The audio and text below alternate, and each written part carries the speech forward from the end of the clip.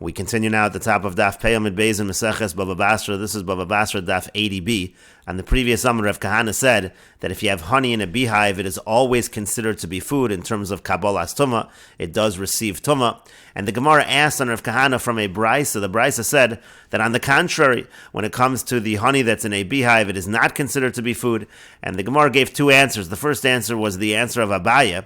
Abaya said that the Brisa is talking specifically about the honeycombs that are left, the two outer honeycombs that are left specifically for the bees. That's not meant for human consumption. So that's what the Brisa meant, that it's not considered to be food, but otherwise it is considered to be food. And then the Gemara answered that, the Gemara gave Rava's answer, that Rava says, the Brisa is following Rabbi Eliezer. The Tanan, as we learned in the Mishnah in Meseches Shvius, Keveres Devorim, when it comes to a beehive, Rabbi Eliezer says, Harehi Kekarka, it has the status of land, and therefore V'chosfen ala prusbol, therefore we would write a prusbol on a Keveres. The halach is you only write a prusbol if the borrower has land. If he has a beehive, that would be sufficient in order to write a prusbol. Vienna mekabelas tumah b'mekom, it's also not mekabel tumah, it does not receive tumah in its place like land. V'harodim imena b'Shabbos, and if somebody takes from it on Shabbos, it's like he's harvesting from land. So therefore chayev chatos, the person is obligated to bring a chatos in such a situation. And the Mishnah continues, v'chachamim omrim, and the chachamim say, ein kosven ala prusbol, you don't write a prusbol on a beehive.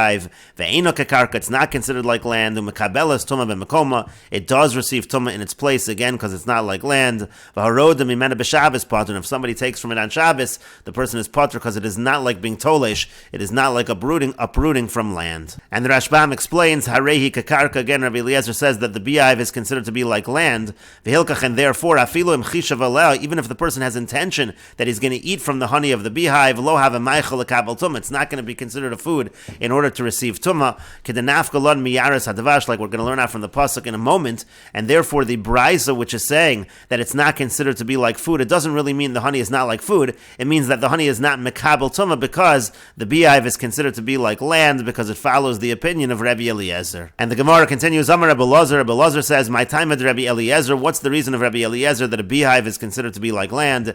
T'chsiv, as it's written in the pasuk in Sefer Shmuel, vayitbol osa biyaras hadavash, it says that he dipped it in the forest of honey. V'chimayin in yar etzel davash, why is it using the word yar when it talks about davash, when it talks about honey?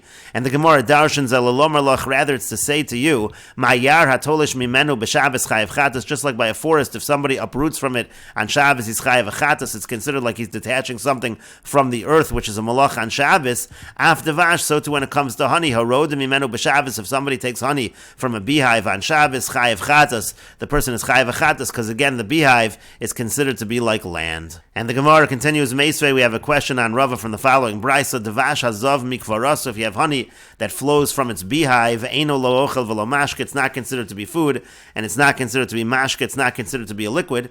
And the Gemara says, Bishlam li Abaya, this makes sense according to Abaya Nichud, it is good. Meaning Abaya can understand this Brisa the same way he interpreted the other Brisa. We're talking about the outer honeycombs, which are not designated for consumption by people, it's designated for the bees, and that's why even if it flows from the beehive, it's not considered an ochel or a mashke. Ela l'Rava kasha, but according to Rava it's difficult, because according to Rava, the reason why it wasn't makabel tumah was because it's considered to be land. Once it flows, once it leaves the beehive, so then certainly it would not be considered land, and it should be considered to be an ochel or mashke according to Rava. And the Gemara answers, Amar Rav Zavid says, Kagon shazav al gabe klimos. Rava will understand the Brisa is talking where the honey is flowing into a vessel that's disgusting, and so therefore since it flows into such a vessel, once it leaves the beehive, it's not considered food, because it's in this disgusting vessel, no one's going to eat from it. That's how he can understand the Brisa. Rav Acha bar Yaakov says, Kagon shazav al gabe kaskasin. The case of the Brisa is that it flows on top of wood chips. The wood chips are mixed into the honey. Again, it makes it impossible to eat, and that's why it's not considered to be like an ochel. And the Rashbam explains, Bishlama li Abaya demuki devash keveros b'shteichalos. It works out according to Abaya, this Brisa, who says that the previous Brisa is talking about the outer honeycombs. Hachanami b'shteichalos, that's the same thing over here in this Brisa. We're talking about the outer honeycombs. Those are designated for the bees. Hilkach nicha, therefore, works out well over here. That's why we're saying in this Brisa, it's not considered to be an ochel. Velo tikshi l'Rav Kahana, it's not a question on Rav Kahana. Dekevan diskatzu l'devorim, since this honey was designated for the bees. Afagav dezav, even though it flows flows from the beehive, boy machshava, you need to have intention to make it ochel, otherwise it's not ochel. But according to Rava, who did not want to say the Bryce is talking about those two outer honeycombs, kasha l'Rav Kahana, it's difficult to Rav Kahana, because even if he's going to say that this Bryce follows Rabbi Eliezer, kaven dezav lo chashav kekarka, but if it flowed from the hive, it would not be considered like land. And the Gemara offered two answers, agave klimos. The first answer of the Gemara was Rav Zavid's answer, that it went into a disgusting vessel. V'hilkach kaven devisoch hakveres lo have a chashav ochel Rabbi Eliezer. Therefore, since while it was in the beehive, it was not a food because we're following Rabbi Eliezer because it's land. V'hashta now k'shayotze, when it leaves the hive, harei zav agave klimos, it's flowing right into a vessel that's disgusting. Hilkach tzarich machshava. Therefore, you would need to have intention to render it an ochel. Otherwise, it's not an ochel. Avala aliba de rabbanon dechashivi leochel besocha kveres. But according to the rabbanon, who they hold that it's considered an ochel even within the hive, so lo mevatel shem ochel minei mishum klimos. You're not going to say just because it flowed into a disgusting vessel that it's no longer an ochel. If it was established as an ochel earlier, that will continue. Ad sheyifsal milechol hakel. If it would have to get so bad that even a dog would not eat it, otherwise it's considered to remain an ochel. Kedaminam b'shchitas chulin, like we say in shchitas chulin, kein nira be'enai. The Rashbam says that appears to be the explanation in my eyes. And the Rashbam continues, kaskasin. The other answer of the Gemara was that it gets mixed in with small pieces of wood. Kismin dakin, again small pieces of wood. Shein roy laosfo. You can't even gather it anymore. Avalgabe klimos. But according to this answer, so a disgusting vessel would not be enough. Chashav ochel would still be considered a food, even though it's in a disgusting vessel. And we will note over here as well that there are some who translate kaskasin as referring to straw. And the Gemara continues, Meisvei, we have a question from the following brisa, Devash b'kvarasa, if you have honey in its beehive, Eino lo ochel v'lo mashke, it's not considered food, it's not considered liquid, Chishev olav la'achila, but if the person has intention, he wants to use it as food, Metame tomas ochlin, so then it is going to get the tumah of tomas ochlin, and lamashkin, if the person has intention that it should be a liquid, Metame tomas mashkin, it's going to get tomas mashkin. And so the Gemara says, B'shlom ali Abaya nicha, according to Abaya, this makes sense, because we can say, we're talking about the outer chalos, we're talking about the outer honeycombs, and if the person has intention that it should be used as food, so then it will be considered food. Ela Rava kasha, but according to Rava, it's difficult, because according to Rava, if you're going to try to say that this brisa follows Rabbi Eliezer, that it's considered to be like land, the beehive is considered like land, so machshav is not going to change that. The fact that you want to use it for food or for mashke isn't going to change anything. So how is Rava going to explain this brisa? And the Gemara answers, Amar lach Rava, Rava will say to you, Taritzacha, you can answer as follows. Chishav olav la'achila, what the brisa really says is the exact opposite. If the person has intention for the honey to be food, eino metami tomas ochlin, and it does not receive the tomas ochlin, meaning to say the machshava does not help exactly for this reason, because it's following Rabbi Eliezer, and it's considered to be like land. And lamashkin, if the person has intention that it should be a liquid, that the honey should be a liquid, eino metami tomas mashkin, it does not get tomas mashkin, it doesn't have the tumah of liquids.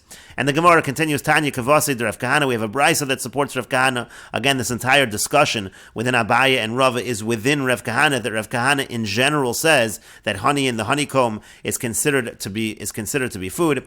And we have a brisa that says this, like Rav Kahana, Dvash b'kvaraso, if you have honey in its beehive, metame tomas ochlin, it is metame tomas ochlin, shalo b'machshava, you don't need to have any special intention, it's automatically considered to be food. And again, that's why Abai and Rava had to give the various answers for these other brisas, that either the other brisas are talking about the outer honeycombs, which are designated for the bees, or the other brisas were following Rabbi Eliezer, that a beehive is considered to be like land. And the Gemara continues at the two dots. The Mishnah said, Zeisim lokuts, if a person buys from another individual an olive tree to cut it down, he wants to take the wood, meniach shtei grufio, so then when he's cutting down the tree, he has to leave two branches.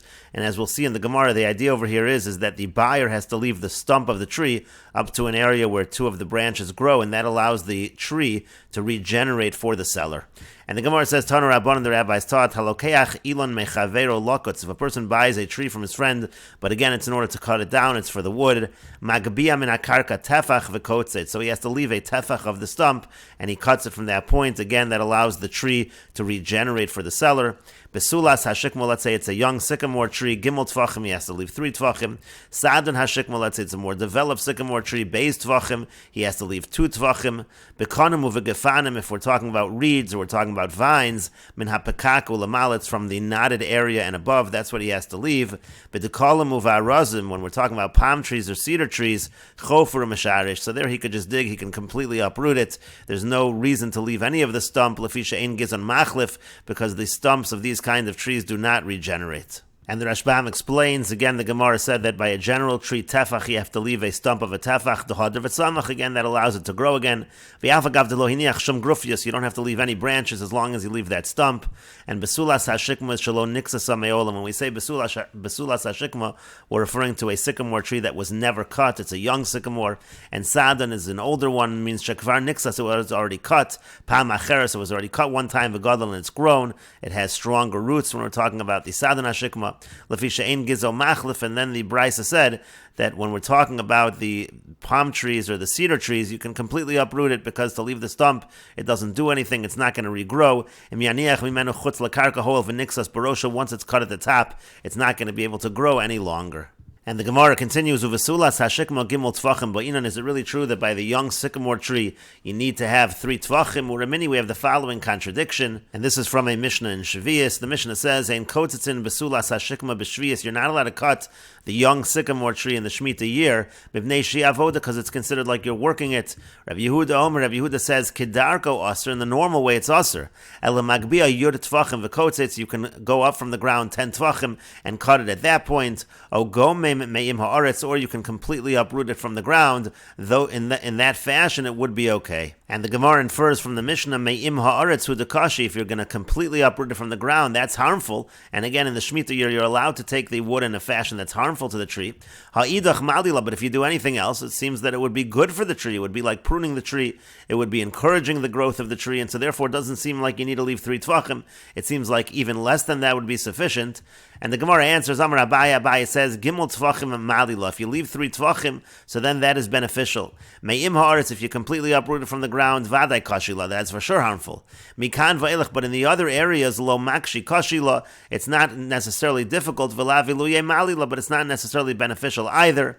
And so therefore, gabe shvius, when it comes to the Shemitah year, avdinan midi devaday kashila, you have to do something that is certainly harmful. The only kind of work you're allowed to do in the Shemitah year is something that is certainly harmful. But gabe mekachu memkar, but when it comes to buying and selling, avdinan midi devadi malila, you have to do something that is for sure beneficial, meaning the buyer has to take it in a way where he's leaving something for the seller that will for sure regrow, that will for sure be beneficial to the seller, and that's why 3 tvachim specifically is needed in that situation. And the Rashbam explains, Uvesulas hashikma gimel tvachim, when it comes to the young sycamore tree, you have to leave for the seller 3 tvachim of the trunk. Bitmiya, the Gemara is asking this as a question, V'halo dai bepachos, isn't it sufficient to leave less than this amount? And the Gemara brought a Mishnah in Shvius which was talking about the Besulas hashikma, and it said you're not allowed to cut it on the Shemitah year, mivnei shi'avoda, because that's like working it. Sheyigdal yoser, you're causing it to grow more, you're pruning the tree. Uchsivin, it's written in the pasuk, V'char mecholos ismor, you're not allowed to prune your vineyard.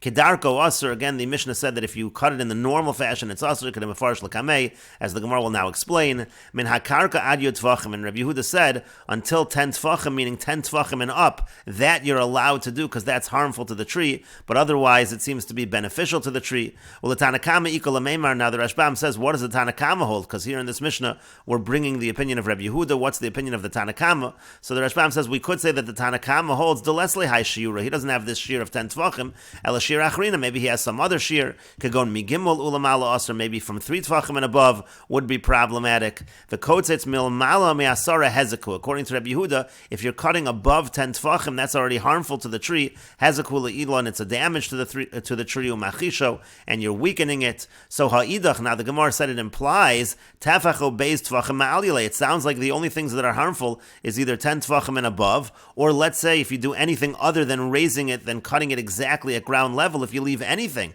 if you leave even a tefach or 2 tvachim, it sounds like that would be beneficial, and that's why you're not allowed to do that during the Shemitah year. Why does it say that by a buyer and seller he has to leave 3 tvachim? It should be any amount that should be good, as long as it's above the earth level at some amount, that should be considered beneficial. And the Gemara then answered, Mikan va'elach min hakarka ad gimel umigimel ad yud, from the earth until 3 tvachim, and from 3 tvachim until 10 tvachim, lo makshi kashi kolkach velo iluye mali. It's not that it's harmful and it's not beneficial, it's kind of in between. Ela mesafkolan mishum de zimnin kashi v'zimnin mali. It's a situation of doubt. Sometimes it's harmful, sometimes it's beneficial. That's what's happening at those levels. equals hilkach gabe shviyah. So therefore, when it comes to the Shemitah year, sha'asar lizmar ilan, there we're dealing with a prohibition of pruning the tree, kedei sheyavri, because it makes it healthier. Avdinan midi devadai kashi. So you have to do it in a way where it's for sure harmful. The pshita lan be delo yashbiach bezimar zeh. It has to be obvious to us that it's not going to benefit the tree to do this kind of pruning. Mishum the suffix isser doraisa lechumra, because this is a suffix on an isser doraisa, so we have to be strict. And so that's why in that situation we only allow two solutions. You're allowed to do it above 10 tfachim, or you're allowed to do it exactly at ground level. But when it comes to buying and selling, so there, the seller, he wants to retain for himself something that certainly the tree will be able to regrow, and that's why specifically you leave 3 tfachim. And the Gemara continues, we said above, by palm trees and cedar trees, the buyer can dig and completely uproot the trees, because the trunk does not regenerate. There's no point in leaving the trunk of the tree for the seller. And the Gemara says, is it really true that by a cedar tree the trunk will not regenerate? But Rabbi Chia bar Luliani, he darshans as follows, what does it mean when it's written in the pasuk, Tzadik hatamar yifrach, that the righteous, they'll flourish like a palm tree, Ke'erez balvanon yizgeh, they'll grow like the cedars of Lebanon. And so the Gemara says, Im nemar tamar lama nemar erez, if it says a palm tree, why does it mention a cedar tree? Vim nemar erez lama nemar tamar, if it says a cedar tree, why say the palm tree?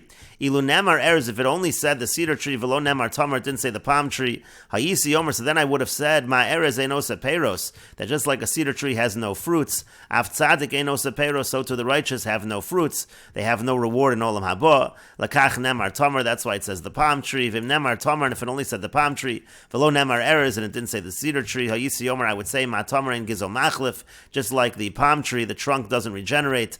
Af Tzadik and Gizo Machlif, so to the Tzadik doesn't regenerate. Lakach Nemar Erez, that's why it says cedar tree. And so in any case, you see from this that the Erez, the cedar tree, does in fact, it does regrow. And so the Gemara says, rather we have to say that here we're talking about the other kinds of cedar trees. There are different kinds of cedars. Like Rabba Bar Rav Huna says, the Yama Rabba Bar Rav Huna, because Rabba Rav Huna says, Amri Bei Rav, they said in the yeshiva of Rav, Yud Mine Arazim Hein. There are 10 different kinds of cedars. Shenamar, as it says in the pasuk, Eten B'midbar Erez, Shita V'Hadas, V'Etz Shemen, Osim V'Gomer. It lists various kinds of trees. These are all in the category of cedar trees. And the Gemara identifies each tree. Erez is Arza. Erez refers to the cedar tree. Shita Tornisa, the Shita, refers to the acacia tree. Hadas Osa, the Hadas refers to the myrtle tree. Eitz Shemen, Afarsama, the Eitz Shemen refers to the balsam tree. Berosh, Berati, Berosh refers to the juniper. Tidhar is Shaga, Tidhar refers to the teak tree. Usa'ashor, Shorbina, and Sa'ashor, that refers to Shorbina, that refers to the cypress. And the Gemara says, Hani Zayin have. The Gemara says that's only 7 trees. You said that there are 10 kinds of cedar. Kiyasar Rav Dimi Yamar, when Rav Dimi came, he said, Hosifu Alein, they added on those. There are 3 more trees, Alonim, Almonim, Almogim. And the Gemara identifies them. Alonim Butni, Alonim refers to pistachio. Almonim Beloti, Almonim refers to the oak tree. And Almogim refers to, and the Gemara will say on the next Amud, coral trees. And we'll take a look at the Rashbam. The Rashbam says, Af tzadik enos peiros. I might have thought that it's tzadik doesn't make peiros, meaning sha'ochel tzidkosa b'olam haza. I might have thought that he's going to get all of his reward in this world. Ve'ein lo li'olam haba. He won't get reward in the world to come. That's what I might have thought. And the Rashbam continues, inami, or it means to say, shein machilan oso pri ma'alolav. They don't give the tzadik the fruits of his labors, of his good deeds. Lakach nemar tamar. Therefore it says tamar in the pasuk. Kedechsev nami kra'achrina imru tzadik ki tov ki pri ma'alaleim yochelu. Again, they will get the rewards for their deeds. Ein gizo machlifim nixas, and then the Gemara said that if it gets cut down, so it doesn't regenerate, so one might have thought, af tzadik ein gizo machlif, one might have thought that a tzadik also doesn't regenerate, which means, im meis shelo yolid ben kamos, if he dies, one might have thought he's not going to leave a son like him. Inami im yipo lo yakum, or the Gemara might mean that if he falls, he won't be able to rise up. Lakach nemar erez, that's why it says erez, and erez does regrow. Kedechsev, like it's written, kisheva yipo tzadik v'kam, that the tzaddik falls 7 times and he's able to rise up. And we will continue with this discussion in the next video on Daf Pei Aleph Amud Aleph.